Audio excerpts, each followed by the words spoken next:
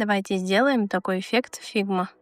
Для начала создаем фрейм, внутри него размещаем эллипс. Заполняем этот эллипс градиентом. Цвета могут быть любые, но лучше посмотреть подборки, например, в Pinterest. Я взяла 3 простых цвета. Далее убираем заливку нашему фрейму и копируем его как PNG. Удаляем фрейм, Ctrl-V, вставляем наш PNG. Запускаем плагин Photopea. Далее фильтр, размытие, размытие в движении. Выставляем параметры, как у меня на видео. Копируем получившийся эллипс с градиентом с размытием. Во вкладке слои меняем параметр на линейный осветлитель. Объединяем слои. Получается такой переход. Сохраняем изображение и, вы уже знаете, открываем новый плагин. Это плагин Displays. Здесь снова тыкаем на все кнопочки и смотрим, какой эффект больше всего понравится.